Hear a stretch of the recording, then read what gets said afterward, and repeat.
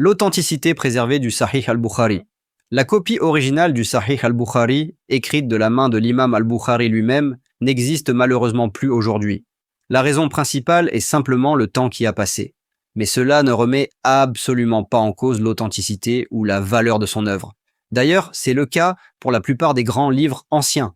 Par exemple, la biographie du prophète par Ibn Ishaq ou les traités de grammaire de Sibawayh. Même les livres d'Aristote ou de médecine d'Al-Razi n'existent plus dans leur version originale. Alors, comment ces textes sont-ils parvenus jusqu'à nous? Grâce à une chaîne de transmission ininterrompue et extrêmement rigoureuse, appelée Isnad, les savants musulmans ont toujours veillé à transmettre ces ouvrages de maître à élève, par l'écoute et l'autorisation formelle, appelée Ijaza. C'est d'ailleurs une particularité unique de la civilisation islamique, cette attention méticuleuse à préserver les textes par des chaînes de transmission vérifiables. Le Coran lui-même, avec ses différentes lectures, nous est parvenu de cette manière.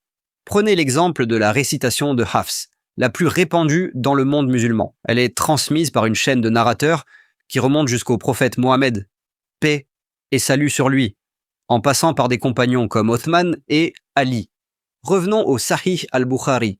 Bien que l'original ait disparu, son contenu est resté inchangé. Pourquoi? Parce que des milliers de ses élèves ont copié son ouvrage de son vivant. 90 000 selon son élève Al-Firabri. Ces copies se sont répandues dans tout le monde musulman. Chaque génération suivante a soigneusement recopié le texte en le comparant aux versions existantes. Aujourd'hui, les nombreuses copies manuscrites que l'on trouve dans les bibliothèques à travers le monde, du Caire à Istanbul, de Paris à Oxford, sont parfaitement identiques. C'est ainsi que Dieu a préservé son livre et la Sunna de son prophète, grâce à une communauté qui a fait de la préservation du savoir un devoir religieux.